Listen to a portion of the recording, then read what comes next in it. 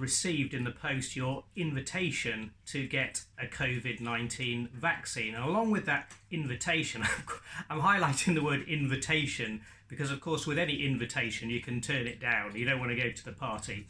But in that invitation, you'll have received one of these little leaflets. Now, I will put screenshots up on the screen so you can see it more clearly. But I just wanted to spend a few minutes analysing what's actually being said in this leaflet. Now, of course, the vast majority of people that receive their invitation will go along with it, book their appointment and get the injection. Of those vast majority, very few will even read this leaflet, and of those they won't take the time to analyse what it's actually saying. So I thought I would spend a little bit of time doing that with you today. So let's have a look at it, and as I say, I'll put some screenshots up so you can see it more clearly. I've got my copy here to refer to, so I will do that.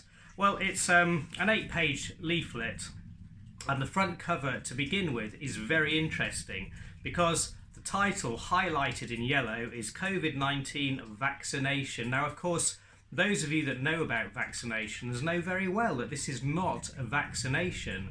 A vaccination is a very different thing to what's being offered at the current time. And actually, this does not fit or meet any of the criteria what has been defined as a vaccine. So right from the outset, there's dishonesty on this leaflet. This is a guide for adults, as you can see.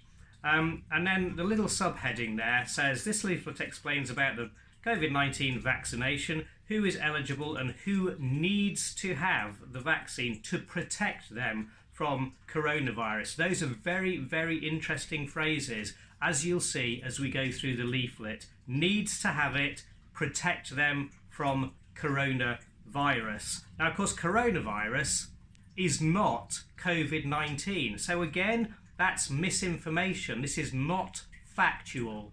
Coronavirus covers all sorts of viruses that affect you in all sorts of ways, mainly things like the common cold caused by a coronavirus, ordinary seasonal flu caused by a coronavirus. So this is suggesting that this protects you from all coronaviruses, and I don't think that's true. And we can be certain that it's not true because it's not actually been fully tested. But let's leave that to one side for a moment and venture inside. What is COVID-19 or coronavirus? Actually, I've just said those are two very different things. Coronavirus is not COVID-19. COVID-19 is caused by a new coronavirus. Aha, they've actually said there that there are suggested that there are other coronaviruses. They've not actually said that. So this is a new coronavirus, allegedly, known as SARS-CoV-2. You probably know that. It was first identified in late 2019. It is very infectious and can lead to severe respiratory disease. Now, both those items in that phrase, it is very infectious, is it? There's no evidence for that at all. We're told that we've got to stay distant from each other, 6 feet at least, or 2 meters for you European people. But why? Nobody's ever explained why you've got to remain that distance from your friends and even your close family, unless you're in a bubble, whatever that is. So that doesn't make sense. It's very infectious. How do we know that? What proof is there for that? There's no proof in this leaflet whatsoever. No research that's been done as far as I'm aware, and no evidence whatsoever here. So they're just telling you what they want you to believe as a fact. It can lead to severe respiratory disease. So that's suggesting that coronavirus, COVID-19, can lead to severe respiratory disease. But the interesting thing, sorry, I can't pronounce that.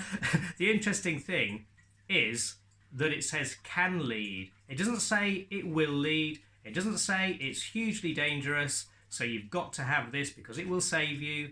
It just says that's one of the possibilities.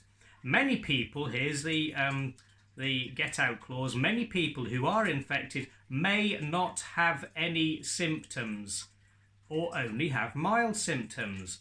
These commonly start with cough, fever, headache, and loss of taste and smell. Very similar to if you get any sort of flu. There's nothing in here that says this is different to anything else that you might catch, particularly in the winter months. I can't remember I can't remember any time when I've ever had flu. Common cold, now and again, possibly once a year, although actually far less than that. Over the last 12 months I've had no colds at all. So it's all very, very vague information, and it leads you to believe that if you have a cough, I had a cough last night, I think I got a peanut stuck in my throat, that wasn't coronavirus or COVID-19. I had a headache last night, that was nothing to do with that at all, it was just because I was tired.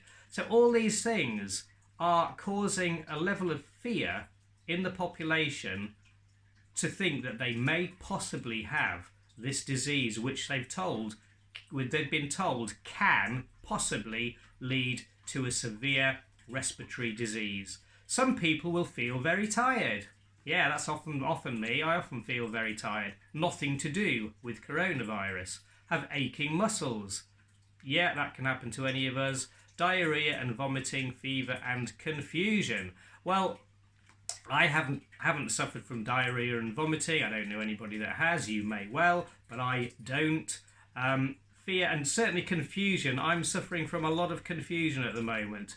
But all of those things are, again, completely taken out of context. And here we are, here's a little caveat as well. A small number of people then go on to have severe disease which may require hospitalisation or admission to intensive care. A small number, but there's no statistics there. There's no size of that number. There's no specifics in relation to how many people may require hospitalisation. There's no clue at all. It's just adding fear into the leaflet. Overall, here's a big headline in a box. Overall, fewer than 1 in 100 people who are infected will die from COVID-19. Although it doesn't state where those statistics come from, I'd be interested to know. I'd be interested to know what the Office of National Statistics said. I haven't actually had a look at that because I'm just literally going through this leaflet with you. But these are not helpful statistics. Again, it's increasing fear. 1 in 100, 1% of people who are infected, but you've already said in the paragraphs above that many people, won't even have symptoms. So you're saying that out of those many people who haven't got symptoms, 1 in 100 of those will die. I'm sorry, but it's just nonsense, isn't it? Those in the over 75 years of, but in those over 75 years of age, this rises to 1 in 10. 10% of people over 75 who haven't got symptoms but may have this disease that they're telling us about will die. Will die. This isn't a possibility. This is stated as a fact. Is that true? It's not referenced anywhere. Sorry. It's just nonsense. And as I say, people are not analysing this leaflet and are not taking into consideration what it's actually saying. I must try and stay calm. Next, there is no cure for COVID-19, but I've been told that if people are healthy, perhaps take zinc, vitamin C, live a healthy lifestyle, get lots of fresh air, they recover. But you've said there's no cure. Well, there is a cure. You get over it, like you get over a common cold, like you get over seasonal flu. You recover. So that's not even true. Sorry, folks, but this is non-factual information. It's dishonest information.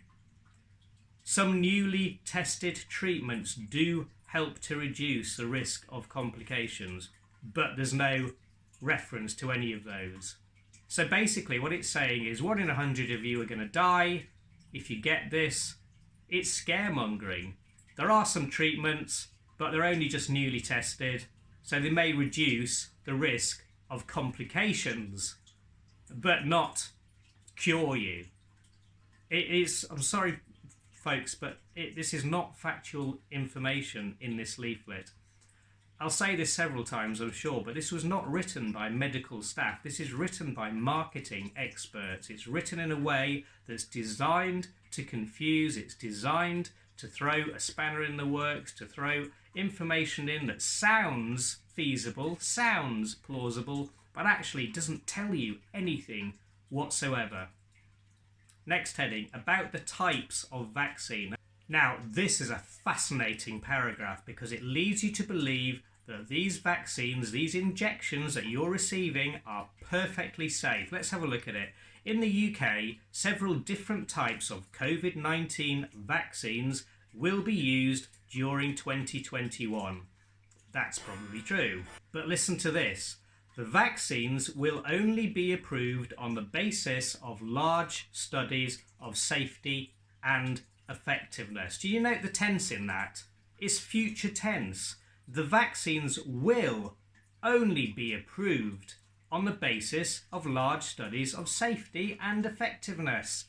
What that's saying is that they haven't been approved yet. What it's saying is those studies, large studies of safety and effectiveness, have not yet been completed. Otherwise, it would say all the tests, all the approvals have all been done, it's perfectly safe for use, but it doesn't say that. And the issue here is that they can't be dishonest in this, but they can lead you astray by using phrases that are not clear and are confusing. So would you use a vaccine that will be approved at some time in the future? Would you allow somebody to stick a needle in your arm and inject something that you have absolutely no idea of the content of without this study of safety and effectiveness? Because that's what's happening. And in fact, let's take it a step further. Most people have no idea about this at all. But you are part of this large study. If you take this, you are one of the guinea pigs. It's not a vaccine, as we say. There's absolutely no evidence that it's a vaccine. What it is a genetic code that's being injected into you. It's designed to attach itself to your own DNA. Personally, I find that absolutely terrifying. It's not like taking the yellow fever vaccine or even the MMR, although there's lots of safety issues around things like that, which I'm not going to go into now. But it's nothing to do with any of those things. So when you take this, you become part of this large study for safety and effectiveness. Now, usually when you're asked to join, or when you volunteer to join a drug study, you are paid a financial reward for doing that, because there's risk involved. It takes your time, and it's inconvenient, and you have to stick with it. There's a time period, but there's nothing like that here. You have never been told when you get your appointment invitation through the post and this leaflet. Nowhere on this does it say we're inviting you to be part of this long-term study, because you need to know, if you don't already, that there have been no studies, not even on animals, that these things work. So why would you allow something to be injected into your body that has not been tested? Will only be approved. Future tense. This is frightening stuff. Who should have? This is really interesting. And this paragraph here completely contradicts everything else in the leaflet. Who should have the COVID-19 vaccines? A joint committee on vaccination and immunisation. Now that sounds really official, doesn't it? A group of people, a committee. If you've ever sat on a committee, you'll know what that's like. But a joint committee, really formal sounding group of people, must be experts. An independent expert group, doesn't say who they are, doesn't say what their expertise is, they might be gardeners for all I know, has recommended that the NHS offers these vaccines first to those at highest risk. Now that's interesting, because I'm not at highest risk. I'm in my 50s, but I'm perfectly healthy. As I say, I haven't even had a cold for well over a year. Nothing wrong with me. No heart conditions. We'll go through the conditions on the next page. I haven't got any of them. And yet I've been offered a vaccine. Why is that? I'm not at highest risk. So it doesn't add up, does it? It's contradicting everything else that they're saying. highest risk of catching the infection and of suffering serious complications. Is that me? I don't think so. Well, I know so. It's just, I'm not included in that group. So why have I had this invitation? Why am I being pressured to have this by TV advertising? This is the first letter I've had through the post, but I've already had at least 2 text messages. I haven't given them permission to text me, but they're spamming me in relation to this. Why? I'm not at high risk of anything. This includes, here we are, older adults. That's a bit insulting. Frontline health and social care workers. No, that's not me. Care home residents and staff. Definitely not me. And those with certain clinical conditions. I don't fit into any of those categories, and yet this has come through the door. When more vaccine becomes available, the vaccines will be offered to other people at risk as soon as possible. I'm still not a person at risk. Why is it being offered to me? Totally clueless about that. What can I do after I've had the COVID-19 vaccine? Now, this tells you how effective it is. This tells you about the efficacy of this drug, unknown drug, that you're allowing people to pump into you. The vaccine cannot give you COVID-19 infection. Just bear that in mind for a moment. We'll come back to that in a minute. And 2 doses will reduce your chance of becoming seriously ill. This is a really key phrase. We do not yet know how much it will reduce the chance of catching and passing on the virus. But I thought you'd done full large studies of safety and effectiveness. Oh no, you will do those. You're going to inject something into your body that they don't even know the effectiveness of.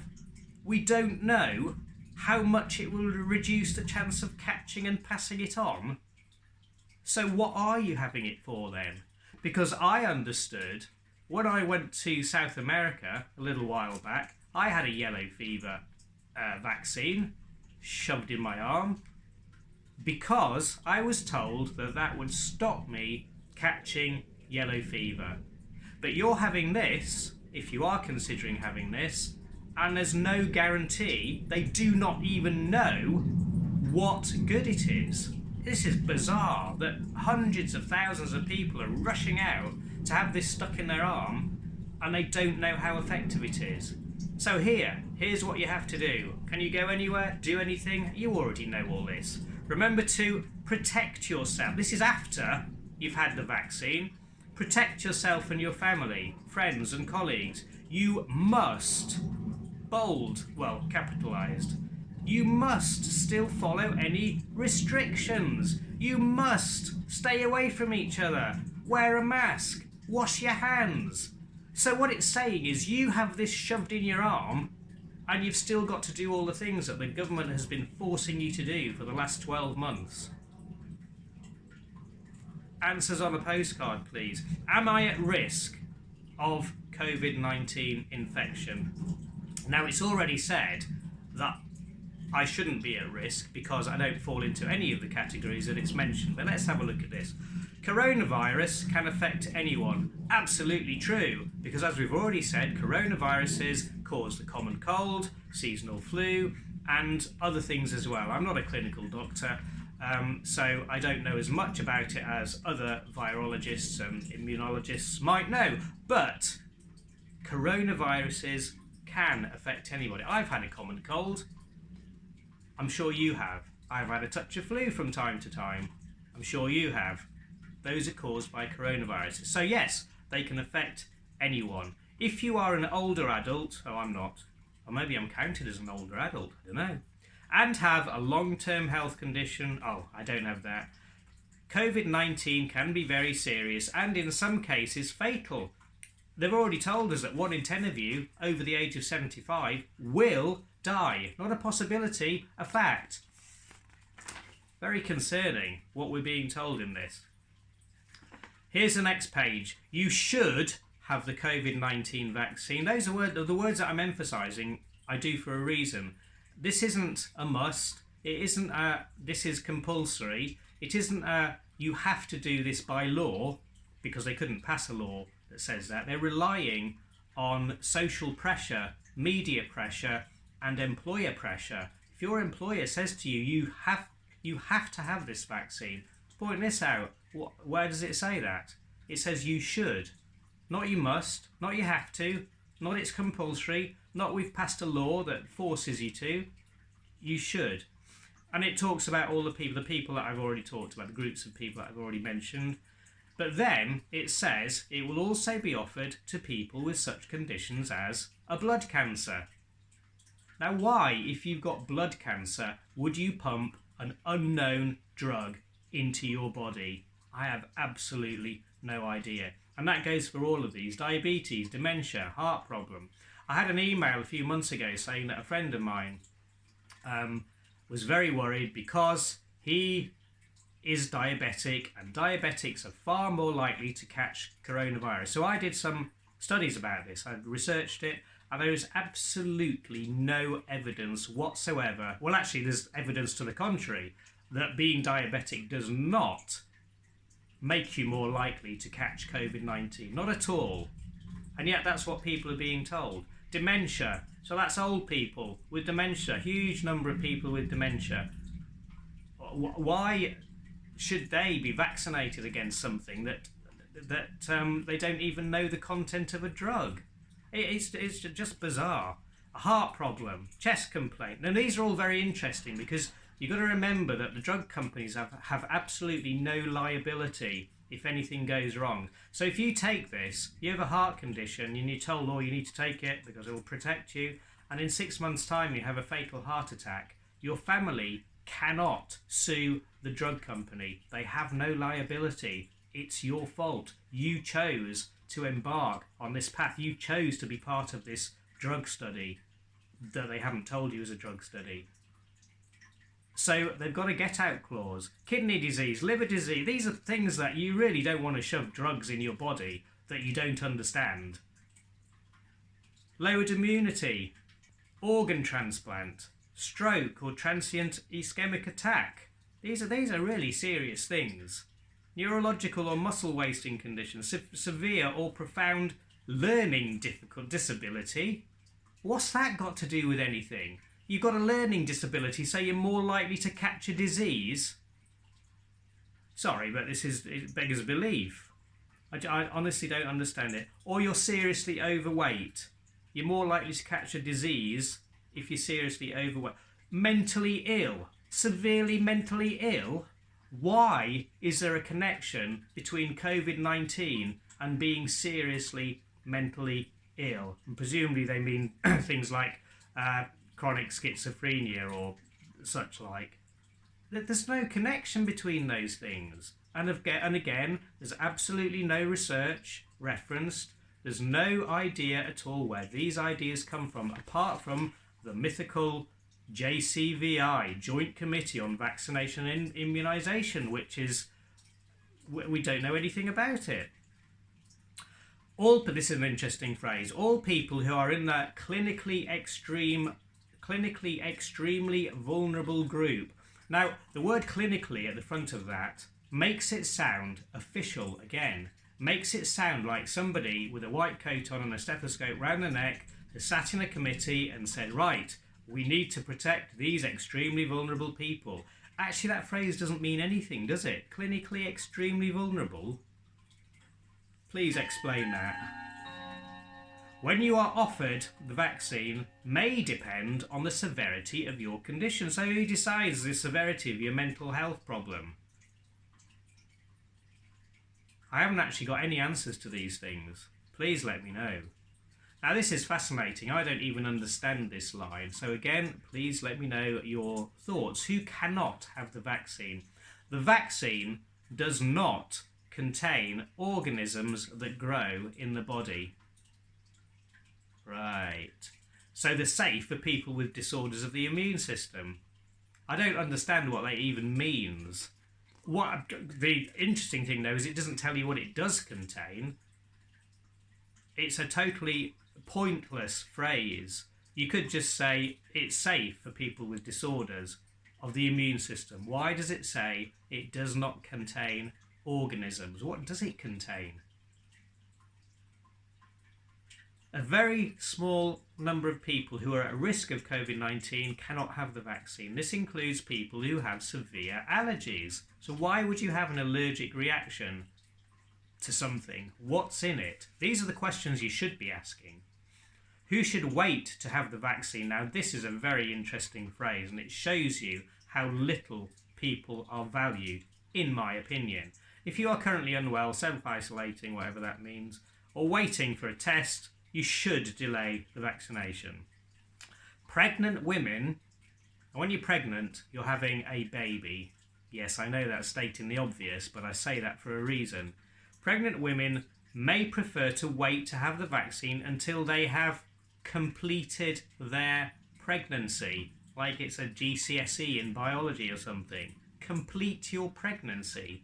I think it means until you've had your baby. I'm really not sure what that means. But what it's saying there is that it's ignoring, isn't it, the fact that there's another human life in play here. It points you to detailed information on the NHS website. Yeah, great place to go. The people that have produced this. What it doesn't say is whether the vaccine has any effect on the unborn baby. Now, I believe that vaccines do, and that's not based on any clinical research, medical research, or even any reading of any other papers. I did once ask a doctor that I know, if you take a vaccine, does it affect your unborn baby? Does it give them immunity as well? And she said it doesn't. She said it doesn't have any impact at all on an unborn baby, which I thought was strange, because if you smoke when you're pregnant, that affects your baby. But a vaccine which affects your entire body doesn't reach the baby. I'm a bit confused about that. Again, those who have more medical knowledge than me, which is probably most of you, let me know the answer to that. And here's an absolutely key paragraph. Will the vaccine protect me? The COVID-19 vaccination will reduce the chance of suffering from COVID-19 disease. And yet it says that most people won't even have symptoms, so they're not going to suffer. It's very interesting terminology. It may take a few weeks for your body to build up some protection from the vaccine, but they don't actually know that because it's not been tested. Like all medicines, is it a medicine now? I don't think it's actually a medicine, is it? No vaccine is completely effective. Some people may still get COVID-19 despite having a vaccination, but this should be less severe. It's kind of waffly, isn't it? If I wrote an essay like this when I was at school, I would have got red ink all over it, because it doesn't make any sense. It's waffle. It's just words for the sake of it. So you don't know if the vaccine is effective. If it is, it might help me. If it isn't, who knows? You might get symptoms, but they might not be as severe. But you've already told me that the symptoms aren't very severe anyway for the vast majority of people. So I'm going to get symptoms that are even less severe than the less severe symptoms that you promised me already. Is anybody else confused? If you need more information, no, I don't think so. I did mean to refer to all these little photographs all over the front cover, the inside, all over the place. Little pictures of people. And they're all doing what? Smiling. Now, you may not even notice those pictures. I do, because I notice all things like this and I analyse things. Why are they all smiling? Why are they all happy? Have they all had an injection? Highly unlikely. They're just stock photographs. They're just actors and actresses. Why are they all smiling? It's to give the impression that they're happy that they've taken this thing. That they're happy that it's had no adverse effects. I got an email yesterday actually saying that 2 people that I know have had the vaccination. One of them is just waiting for an operation. The other one has had both vaccines, and the email actually said no adverse effects. Why would you say that? You don't say that when you have a flu injection or a yellow fever injection. Why would you say that about this? It's almost as though people are expecting adverse effects. Oh, I'll just take it. Something might happen to me, but I'll risk it. Why would you risk it when it's not even going to be effective, according to what this leaflet produced by the NHS is saying? So lots of happy people. It's also interesting, and I don't want to upset anybody, but it's really interesting the variety of ethnic groups that these photographs represent. Everyone that I can think of. And yet it's not reflective of British society. It's completely disproportionate. I don't know why that is. Well, I can suggest things, but I'm not going to because I don't want to upset too many people, more than I've already upset. Will the vaccine have side effects? How do we know? We haven't had studies. It's already said. There will be studies. Like all medicines, vaccines can cause side effects. Most of these are mild and short term. Not everyone gets them.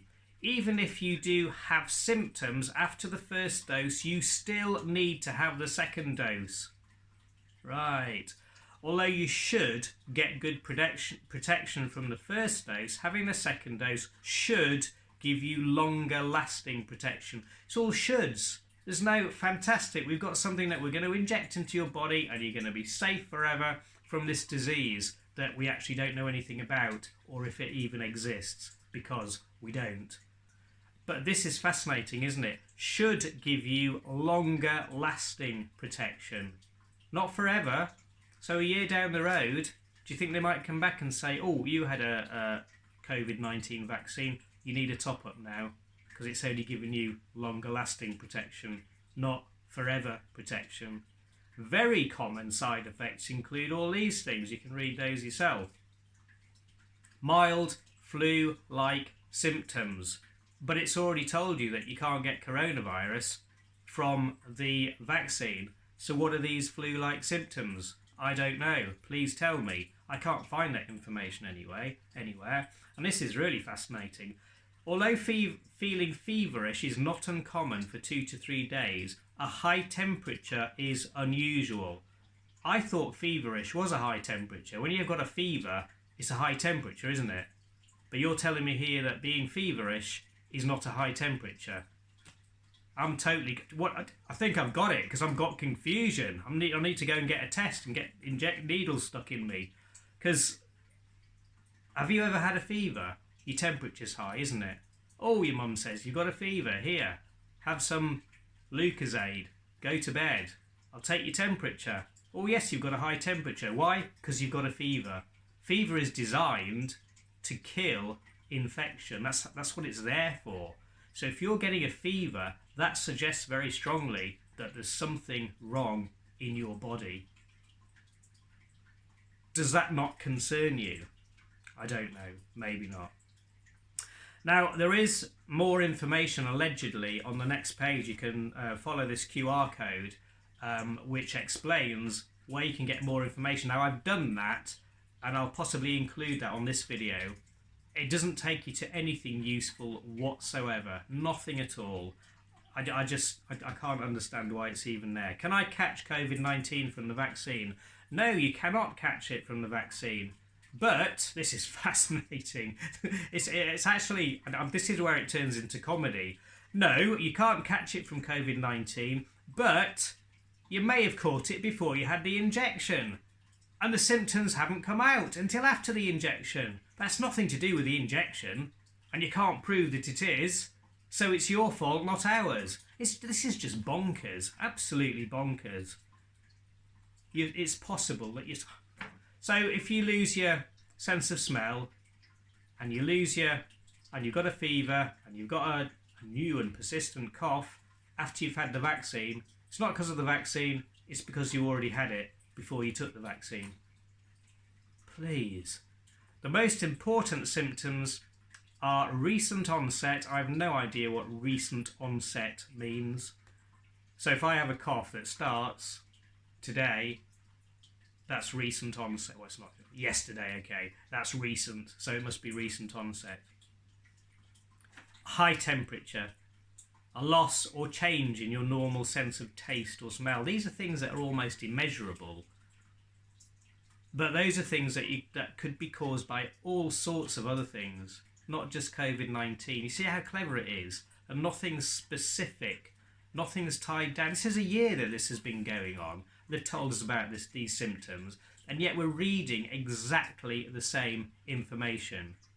Continuous cough, high temperature, loss of sense of smell or taste. surely we know something more after a year. Again, it repeats, you need the second dose to get longer lasting protection. Doesn't say how long, doesn't say you'd never need another dose again, just longer lasting protection. This leaflet really, really frightens me, mainly for the reason that 99%, I reckon, not tested, of people won't even read this. They'll just be so desperate to get a needle stuck in their arm. They won't read this. And as I said at the beginning, they certainly won't analyse it. Remember, COVID-19 is spread through droplets expelled from the nose or mouth. This is fascinating. That's what they've been saying for the last year, but there's actually no evidence ever been produced that I've seen that demonstrates that as a fact. Particularly when speaking or coughing. And yet, if you go for a test, they want to shove that giant cotton bud halfway down to your stomach. Why do they need to do that if you can pass this thing on by speaking? Why don't you just speak onto the cotton bud from less than 6 feet away? Hello, this is a test. Done. Because you can pass it on by speaking. And this is what they're telling children in schools. Don't speak to people in a different year group. It's dangerous. Nonsense. You can also get it by touching your eyes, nose and mouth after contact with contaminated objects and surfaces. So basically everything out there is a danger to you.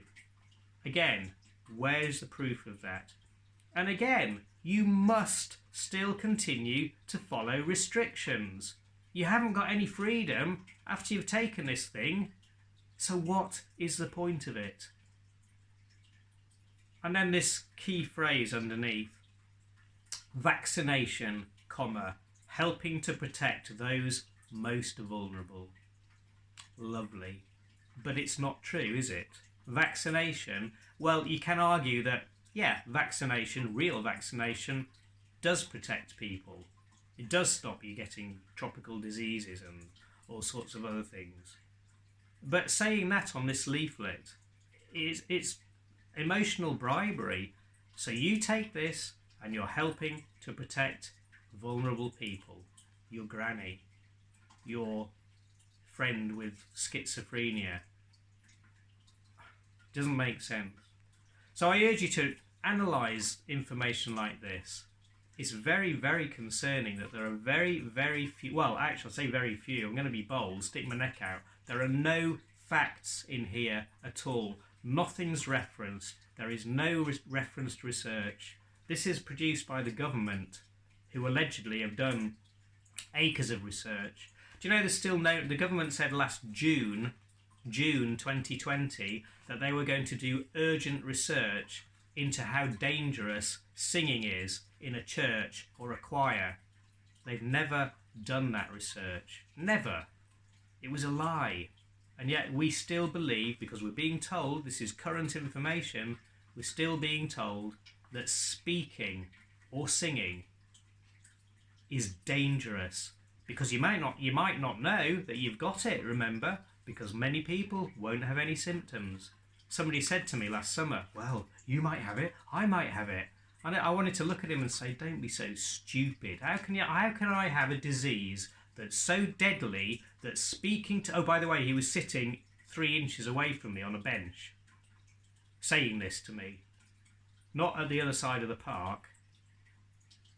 So it was a bit ironic to say that I might have it, when he also says you can pass it on by speaking or singing.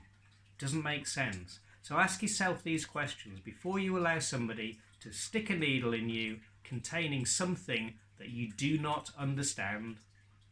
Think about these things. Oh, and by the way, if you do go for an injection, just ask that. Ask the nurse or whoever's giving it to you, what's in that vial? What is in that syringe? And wait for the answer. And if she gives you one, a positive one, lists the numbers of ingredients, whatever they are, then say, has that been fully tested? And wait for the answer. There has to be a control group, of course, and there has to be a group taking the drug. has it been fully tested? See what she says. And if you're happy that she doesn't give you clear answers, then the choice is yours. Somebody said to me recently, it's my body, I can do what I want. But think about it. When you inject something into your body that is designed to change your DNA, that's a very serious situation. Think about it. I'm not here to scare anybody. This has already done that to me. It's terrified me because it doesn't give any clear answers. As I say, people that want it won't even read it. The people that do read it won't understand what it's actually saying. It's not written by medical doctors. It's written by a marketing team to convince you that you should take something that you do not understand. I'm going to leave it there. I've probably upset far too many people. But leave comments. Let me know what your thoughts are. Because I'm interested. Maybe I'm completely wrong about this. And maybe this is completely factual. If it is, I just need to know where those facts are. Thanks for your time. Take care. God bless.